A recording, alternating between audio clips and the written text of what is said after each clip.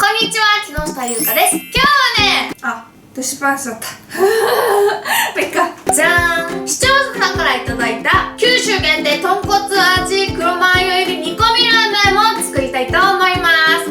2箱で8人前です。今日はね、このお鍋を使ってやろうと思います。じゃん、今回入れるのはですね、豚肉、玉ねぎ、キャベツ、しめじ、おネギです。じゃあ作っていきたいと思います。でまずはお鍋の中にめっちゃ画面が曇ってる、しょうがないなこれでまずはお鍋の中にきのこを入れます。なんかね、鍋でねきのこって一番最初に入れた方がいいらしいですよ。最近聞いたんやけど、きのこって煮すぎても柔らかくなったりせんし、出汁も出るから最初がいいんですって。でお次は豚肉 400g です。なんかあんまりグツグツしないな。すぐ温度下がっちゃうのかな。次にキャベツ、次に玉ねぎ、そしてキャベツ、春キャベツかな。めっちゃたっぷりですね。そしておネギ、そして蓋をして煮込みます。である程度火が通ったら麺を入れて煮込みます。ちょっと3つしか入らないですね。後で追加しようかな。じゃん、具だくさんでめっちゃ美味しそうです。でこの調味ソースを入れます。豚骨味でしょうね。豚骨だ。わー、スープ超濃厚そうです。じゃん、準備できました。めっちゃ美味しそうです。おー、麺はこんな感じです。美味しそうです。いただきます。お鍋から出たばかりで熱々ですね。熱そう麺にめっちゃコシがあって美味しいです。スープも超濃厚ですね。豚肉です。美味しいです。豚骨のスープが超濃厚ですね。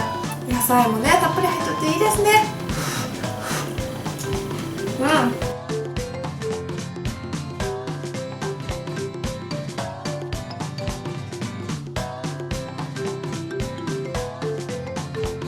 お鍋からラーメンを食べられるっていいですね。鍋でずっと麺を煮込んでも全然伸びないんですよね。でなんでかって言ったら生麺を2日かけてじっくり乾燥させてるから、だから煮込んでもコシがあってお鍋の初めから最後までずーっと美味しいですって。なるほど、さすがお鍋用のラーメンですね。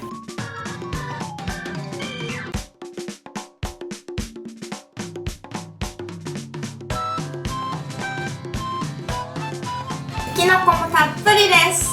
ずーっと熱々です。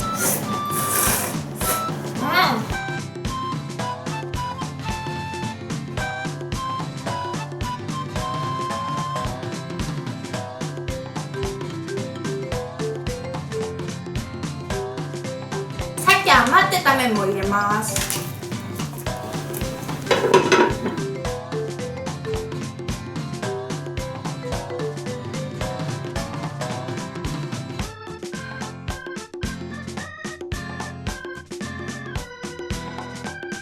はい、また再びグツグツ煮立ってますね。熱そう。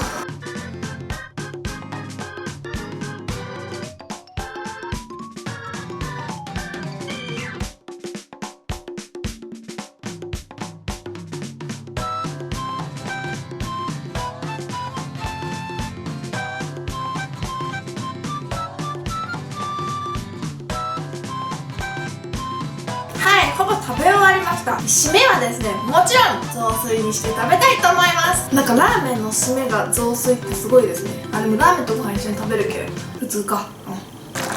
まずはご飯を入れます。3合あります。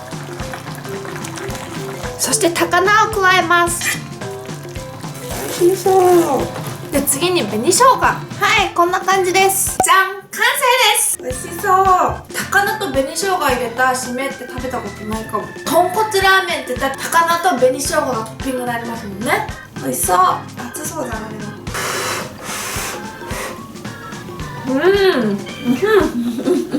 もう出汁がね美味しいですね。豚骨のスープにいろんな豚肉、しめじ、キャベツとかいろんなものが混ざり合っとって、でそこにね高菜とかがトッピングされてさらに美味しくなってます。いいですね。締めって幸せですね。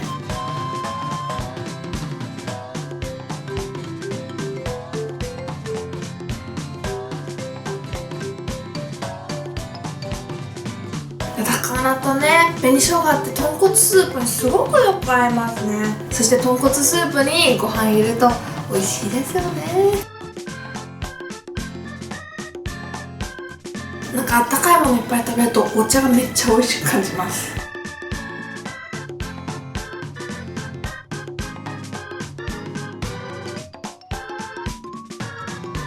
最後の一口いただきます。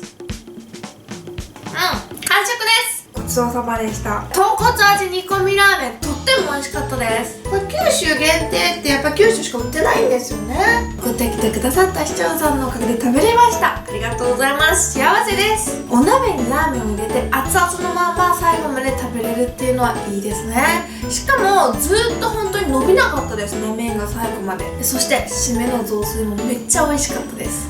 高菜と紅生姜を入れる締めいいですね。普通に豚骨ラーメンを食べて麺を食べ終わった後に作ってもいいかもしれないですね。とっても美味しいのでぜひぜひ皆さんも食べてみてはいかがでしょうか。本日もご視聴ありがとうございました。この動画が良かったらグッドボタンとチャンネル登録ぜひぜひお願いします。バイバーイ。